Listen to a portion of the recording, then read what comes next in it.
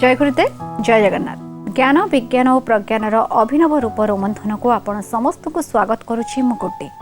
दर्शक बंधु, गत अध्याय आपण माने जानिबा को पाउतले जल को किपरि चिकित्सा रूप में ग्रहण करि परिबे, ताकू ग्रहण करिवार प्रक्रिया कौन, पद्धति कौन करबा द्वारा आपण को जल एक चिकित्सा भाव में साहाय्य करिवो, जहा द्वारा आपणकर विभिन्न रोगर समस्या आपण माने मुक्ति पाइबे। आज जानिबा किछि नुआ कथा से प्रथमे स्वागत करिबा आपण समस्तंकर प्रिय रेकी मिशन प्रतिष्ठाता तथा विज्ञानी गुरु गुरुदेव श्री संत महोदय को। गुरुजी आपण काम कार्यक्रम को स्वागत। जय गुरुदेव। जय गुरुदेव। गत अध्याय आपण हमको अनेक कथा बुझौथिले, जल चिकित्सा कथा बुझौथिले। आज कथा केउठ आरंभ करी जहां हमें चर्चा आरंभरू चर्चा करुथिले योग परे आमे सरल चिकित्सा बा जो चिकित्सा गुडी को आमको करिया पाई बेसी किछि कष्ट करिया को पड़िबो नाही, सी चिकित्सा विषय चर्चा करिबा। सबु असुविधार दि प्रकार समाधान थाए, गोटे जटिल समाधान, गोटे सरल समाधान। तो आमे एबे सरल समाधान कथा चर्चा करुचे बा प्राकृतिक पदार्थ को व्यवहार करी बा प्रकृतिर जो तत्व अछि तत्व को व्यवहार करी केमती शरीर भितर रोग को दूर करिबा बा शरीर को आमे सेतिकी सक्रिय करि परिबा जहाँ हेइथिबा रोग सहित लड़ी पारिबो एवं तत्सहित जो रोग न होइछि सेटु हमको सुरक्षा व प्रतिरक्षा मध्य करि पारुथिबो। तो सी चिकित्सा पद्धति जहाँ हमें जल कथा कहले अति सरल सहज और सुंदर व्यवस्था। यदि केवल जल चिकित्सा को जड़े आपणे निए ताले बोध हुए अन्य चिकित्सार आवश्यकता पड़ी न पारे सारा जीवन पर्यंत। आमे जल ग्रहण करिवार क्रिया प्रक्रिया रे अनेक दोष त्रुटि रखीचे जोथिपाई हमको रोगाक्रांत हवा को पड़ुची। साधारण भाव में जितेबाला कह जाउतिला जितेबाला आमे पानी पिउथिले वयोज्येष्ठ व्यक्ति माने जितेबाला थिले से माने कहते छिड़ा होइकि पानी पी नाही नाड़ा धरी नब। तो खाली जदि पानी पीबार प्रक्रिया रे भूल हो जाए, if the position is being changed, बसिकी जदि न पी आमे छिड़ा होइकि पिउचे तार कुप्रभाव शरीर उपरे पड़ी पारुची, तो तार सुप्रभाव मध्य शरीर उपरे पड़ी पारिबो। किंतु आमे कोन करिचे, आमे पछ कथा को आमे दूरे जाउचे, पछ प्रथा को कुसंस्कार नारे नामकरण करिचे, पछ बा प्राच्यर विज्ञान को आमे अज्ञान रो जहाँ सर्टिफिकेट आमे दौचे जे ये होचे अज्ञान कथा। आ पछरे कोनोसी तर्क नाही, कोनोसी विज्ञान नाही, कोनोसी युक्ति नाही, जहाँ संपूर्ण मिथ्या।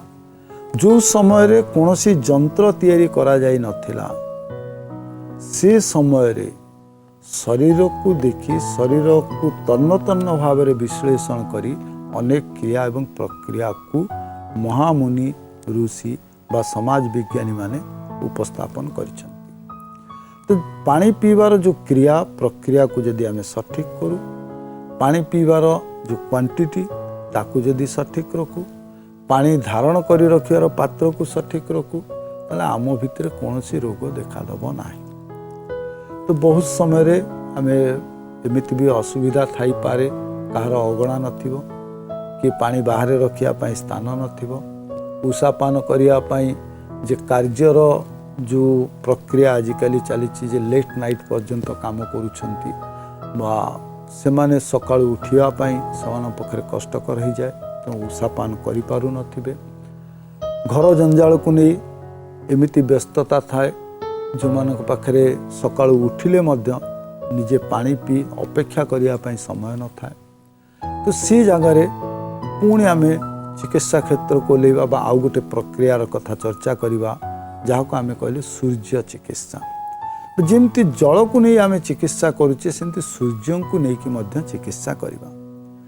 आमे कहूचे जे कौनसी दीटी रासायनिक पदार्थ जितेबाला एकत्रित हुंती सेतेबाला सेमानक रंगरे परिवर्तन आसे। तो प्रत्येक रासायनिक क्रिया सहित यदि अपर पक्ष को देखिबा, प्रत्येक रासायनिक क्रिया सहित रंगर संयोग अछि बा रंगर संपर्क अछि। तो कौनसी रासायनिक क्रिया जितेबाला होची सेतेबाला रसायन क्रिया संपन्न होची एवं रंग सृष्टि होची। एवं मनीष शरीर रसमय आम बहुत समय शब्द को साहित्य व्यवहार करूँ बोली विज्ञान बा विज्ञानी आखि ता उपरे पड़ेनी। आम रस को अन्य अर्थ रे नहीं जाऊ, रस को आमोद प्रमोदर कथा चिंता करूँ, किंतु ता पछरे लुचि रही सत्य को केबे पर्दा उठेवा पई चेष्टा करूनी। ए शरीर होउची रसमय बा इज क्रिएटेड विथ केमिकल्स। विभिन्न रसायन को नहीं ये शरीर सक्रिय, ये शरीर चलमान, ये शरीर भितर जीवन सत्ता रही पारिछि केवल रासायनिक प्रक्रियाकरण पाई। जेतबेले रासायनिक प्रक्रियाकरण परिवर्तन आसे सेतबेले मानसिक विकृति आसे, विभिन्न रोग आसे बा मृत मध्य आमे हो जाऊ। तो से जो रासायनिक प्रक्रिया होची से रासायनिक प्रक्रिया रे रंग सृष्टि होची।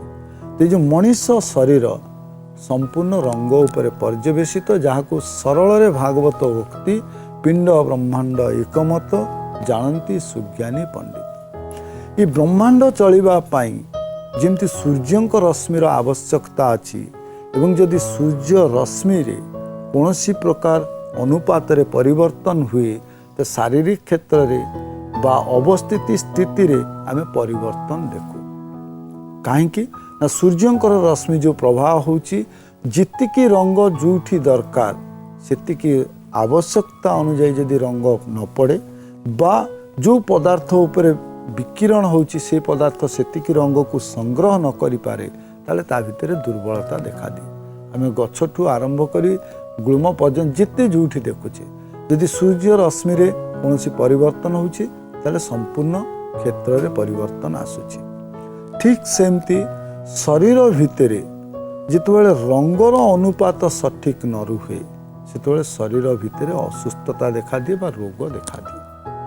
जिमती आमे कहले सप्त रंगरे सृष्टि सूर्यंक किरण, ठीक सेमती शरीर भितरे सेही रंग ही प्रतिफलित होउची एवं 7टी केंद्र अच्छी रंग प्रतिफलित हवा पाई, जहाँ को आमे आख्यायित कले चक्र बोली। विभिन्न चक्रर रंग भिन्न भिन्न एवं से रंगरे जितेबाला कोठी मात्रा न्यून हुए मात्रा अधिक हुए सेतेबाला आम शरीर भितर रोग देखा दिए।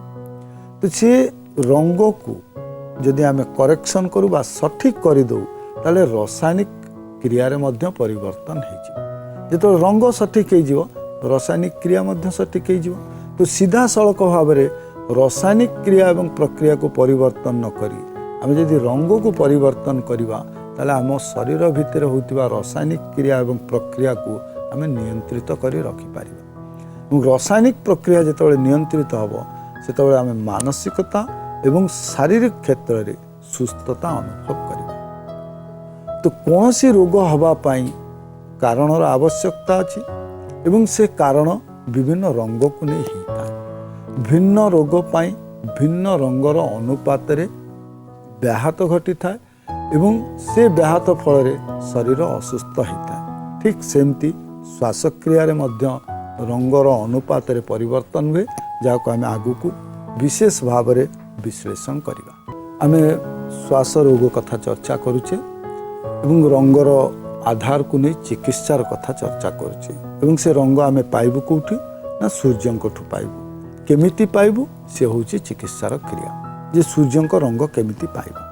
किंतु ता पूर्वरु हमको जानिबा दरकार जे श्वास रोग जो हमको आक्रांतित करुची से श्वास रोगर कारण कौन बा को रंगर अनुपात रे परिवर्तन आसिले श्वास रोग होची। जहाँ को आमे कहले जिते मनीष शरीर भितरे नारंगी रंग अभाव हुए सेतबेले ताको श्वास रोग देखा दिए, जहाँ को आमे कहूचे ऑरेंज कलर। एवं से जो नारंगी रंग आमे कहूचे शरीर को अंग सहित जड़ित, प्रथमे सेटिकी मध्य ध्यान दबा दरकार, जहाँ को आमे कहूचे स्वाधिष्ठान चक्र बा प्रोस्टेट प्लेक्सस। से जो स्वाधिष्ठान चक्र अच्छी से स्वाधिष्ठान चक्र जदि दुर्बल हुए ताले रोग देखा दब।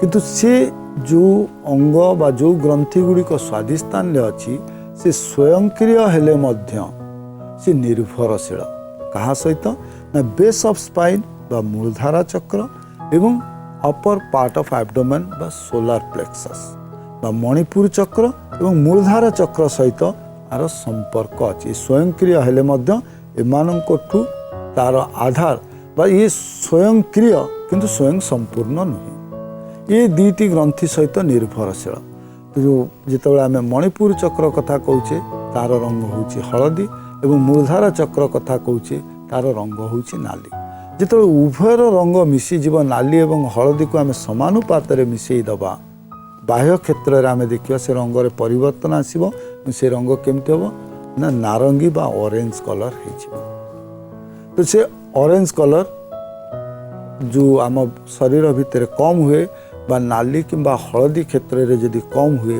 ताले श्वास रोग हम से आम दुईटी कारण रखिले श्वास रोग पाई गोटे हूँ जदि कौन प्रकार से बाहर एफेक्टेड हो थंडा जनित जदि थंडा हो श्वास हम जदि पेट गरम हो श्वास रोग हम पेट गरम हबार कारण जदि हलदी रंग अधिका हो जनक पेट गरम रहिबो शरीर रे उष्णता वृद्धि हम एवं श्वास रोग रे पीड़ित हम मूलधार चक्र कथा कहूचे जदि नाली रंग कम हो कफ प्रकृति बा कफ विकार शरीर भितर देखादेव एवं ताको श्वास रोग हो तो ये कौन कले कारण जहाँ हो आम विश्लेषण नक शरीर गरम पाई श्वास हो शरीर ठंडा हो श्वास होमें ताकू विश्लेषण करवा ना सूर्य चिकित्सा आम कौन करवा से नारंगी रंग को बढ़ाई चेष्टा करवा तो से नारंगी रंग जदि आमर सठिक हो जाए इफ वी करेक्ट दैट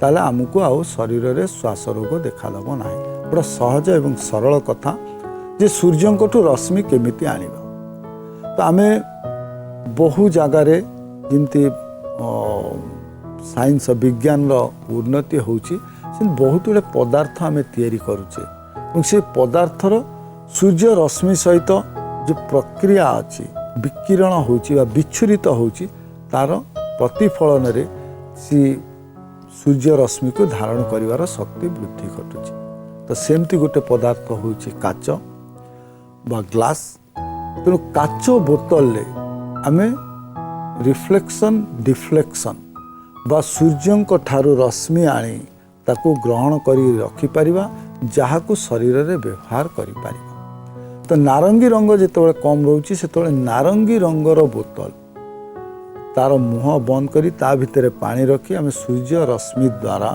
ताको चार्ज करिवा बा से प्रतिफलित होइकी से जो रश्मि अच्छी विच्छुरित हो पानी भितर रहिबो जिते सूर्य अस्त हेबे ता पूर्वरु ताको आनी कौन गोटे अंधार स्थान रे रखिया पड़ो और से सनलाइट एक्सपोज हम ना बा मूनलाइट रे एक्सपोज हेनी गोटे जगार एमती संरक्षित कर रखा जोटी कौन प्रकार आलोकर प्रभाव न से पानी को व्यवहार करने दरकार केतबेले सकाळु आमे जितेबाला उठुचे अधुआ मुहरे से नारंगी रंगर पानी पीवा दरकार जदि आमे देखुचे जे नारंगी रंगर जो बोतल अच्छी बहुत समय मिलवा कष्टसाध्य हुए तो ये जगार आमे कौन करवा दुईटी बोतल व्यवहार करवा सूर्य रश्मि को ग्रहण करने गोटे हूँ हलदिया बोतल गोटे हूँ नाली बोतल एवं से पानी को जो व्यवहार करवा एकत्र कर व्यवहार करवा ना जो समय रे पृथ्वी रे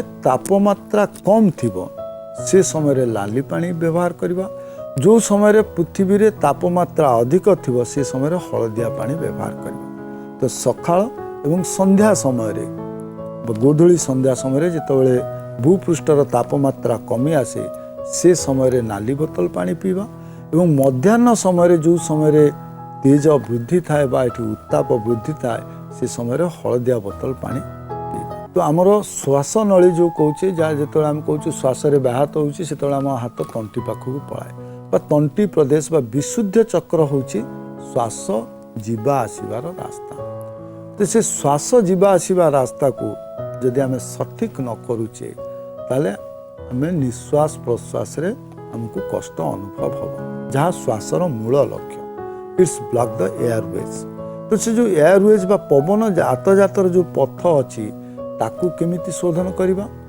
ना गोटे नील बोतल पानी बा नील काच बोतल कहीं अन्य पदार्थ उपरे सूर्य रश्मिर प्रभाव अच्छी किंतु काच गोटे एमिति पदार्थ रे तैयारी बा सिलिकॉन एमिति धातु जे सूर्य रश्मि को ଧରି ରଖିପାରିବାର କ୍ଷମତା ଅଛି। ଏବଂ ସେ ଯେତେବେଳେ ଧରି ରଖେ ସେ କ'ଣ ହୁଏ, ଯାହା ଆମେ ଚର୍ଚ୍ଚା ବହୁତ ଥର କରିଛେ ଯେ ପାଣିର ଧର୍ମ ସେ ଅନ୍ୟ ସହିତ ସହଜ ଭାବରେ ମିଶିଯାଏ। ତେଣୁ ଯେତେବେଳେ ସେ ସୂର୍ଯ୍ୟ ରଶ୍ମି ଆସି ପ୍ରତିଫଳିତ ହୁଅନ୍ତି ପାଣି ମଧ୍ୟ ତାକୁ ଗ୍ରହଣ କରି ରଖିଦିଏ। ତେଣୁ ଆମର ଯେଉଁ ନୀଳ ରଙ୍ଗର ବୋତଲ ଅଛି, ନୀଳ ରଙ୍ଗ ବୋତଲରେ ପାଣିକୁ ଚାର୍ଜ କରିବା ଏବଂ ସେ ପାଣିକୁ ପିଇବା କେତେବେଳେ ନା ଆମକୁ ଶ୍ୱାସକ୍ରିୟାରେ ବ୍ୟାହତ କେତେବେଳେ ଘଟେ ନା ଯେତେବେଳେ ଆମେ ବିଶ୍ରାମ ନେଉ। ତ ଠିକ୍ ସେଜକୁ ଯିବା ପୂର୍ବରୁ ଆମେ ନୀଳ ରଙ୍ଗର ବୋତଲରେ ଯେଉଁ ପାଣି ଆମେ ଚାର୍ଜ କରିଛେ ସେ ପାଣିକୁ ପିଇବା। ଇଏ ହେଉଛି ସୂର୍ଯ୍ୟ ରଶ୍ମିକୁ ନେଇ ଶରୀରକୁ ଚିକିତ୍ସା କରିବା, ଯାହା ବଡ଼ ସରଳ ଏବଂ ସହଜ ଉପାୟ। କେବଳ ଆବଶ୍ୟକ କିଛି ସମୟ ଦେବା ପାଇଁ ବା ଠିକ୍ ସମୟରେ ପାଣିକୁ ଚାର୍ଜ କରିବା, ଯାହାକୁ ଟେକ୍ନିକାଲ ୱାର୍ଡ଼ରେ କୁହାଯାଉଛି ଚାର୍ଜିଂ ୱାଟର। ଏବଂ କେଉଁ ରୋଗ ପାଇଁ କେଉଁ ରଙ୍ଗର ଆବଶ୍ୟକତା ଅଛି ଯଦି ଆମେ ଜାଣିନେଉ ତାହେଲେ ଏ ଚିକିତ୍ସା କରିବା ବଡ଼ ସହଜ କଥା। ଏବଂ ଯେତେବେଳେ ପ୍ରାଥମିକ ସ୍ତରରେ କିଏ ଶ୍ୱାସ ରୋଗ ଦ୍ୱାରା ଆକ୍ରାନ୍ତିତ ହୋଇଛନ୍ତି ତାହେଲେ এই ଚିକିତ୍ସା ପଦ୍ଧତିକୁ ଆପଣେଇ ପାରିବେ ଏବଂ ଏ ଚିକିତ୍ସା ପଦ୍ଧତି ଦ୍ୱାରା ନିଶ୍ଚିନ୍ତ ଭାବରେ ତାଙ୍କୁ ଆରାମ ମିଳିବ। देखा कौन जानवा चाहिए कल्पना मैडम आओ से लिखिं माता सीता को रावण नहीं अशोक कानन रे रखिबार कारण कौन थिला? जदि यह पूर्व निर्धारित तेबे यह एक उत्तम रूपे योजना हो पारि था कि? जहाँ प्रश्न जे जितेबाला आम गोटे उन्नत स्तर को जाऊ सेतबेले आम भितर प्रश्न सृष्टि हुए। ये आशंका नुहे, शंका नुहे, ये जिज्ञासा।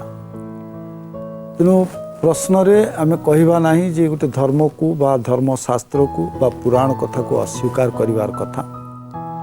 ये मन भितर जिज्ञासा आसी जदि एमिति एमिति घटना होईची ताल ताको आहुरी योजनाबद्ध भाव बा माता को एते कष्ट न दे सिटी आम अशोक वन को पठे पारि थांते जदि ताहा पूर्व निर्धारित। गोटे छोट कहानीटे जो थे आम उत्तर पाई परिबा बा समाधान आमको मिल पार।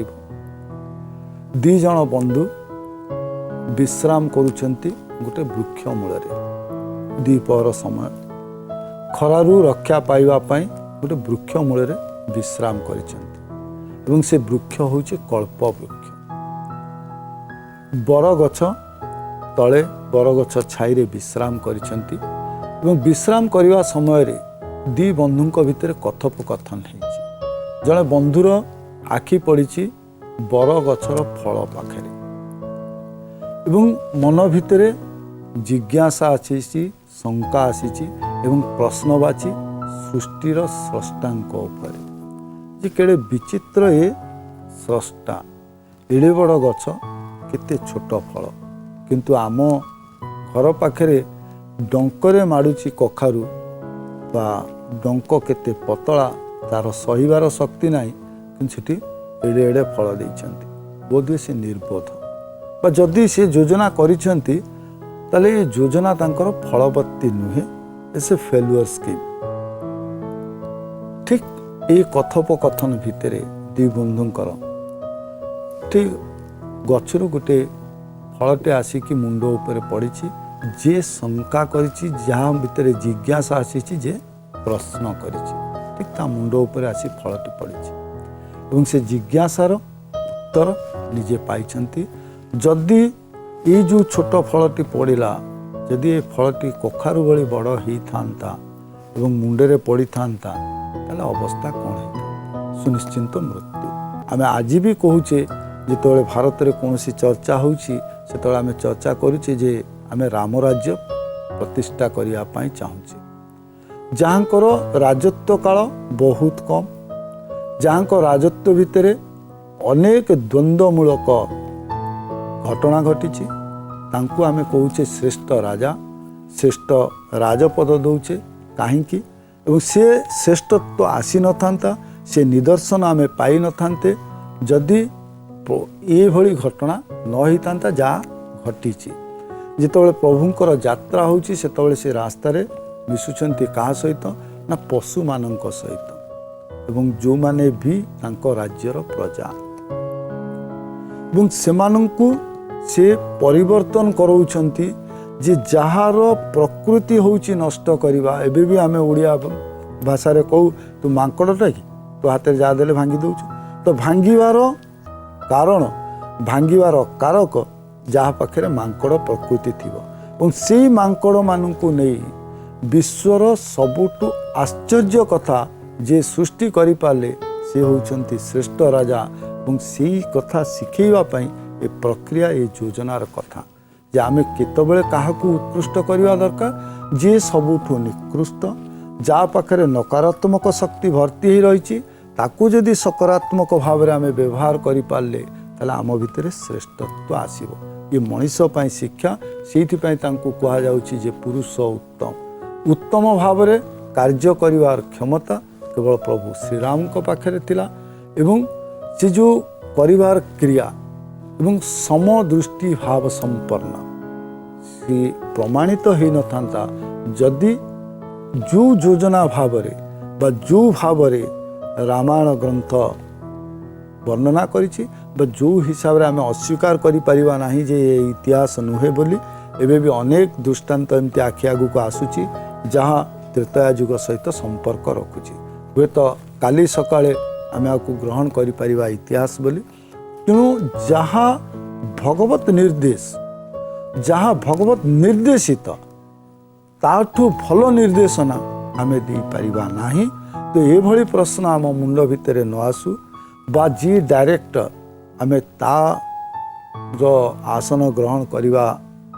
को चिंता करवा मध्य अनुचित आमे जने कलाकार ही रहिबा दरकार आमे जने निर्देशक को आंगुली निर्देश करिवार कोनोसी अधिकार नाही बा आम भितर सेतिकी शाणीता नाही आम भितर सेतिकी उन्नत मस्तिष्क नाही जोठी आमे आंगुली देखै पारिबा। आज्ञा गुरुजी खूब सुंदर कथा तबे जिज्ञासा जदि अच्छी तो प्रश्न निश्चय पचारे किंतु सुंदर भाव में आपड़ बुझे देछंती कथाटी को तबे आज अध्याय में बहुत बहुत धन्यवाद। जय गुरु। जय गुरु।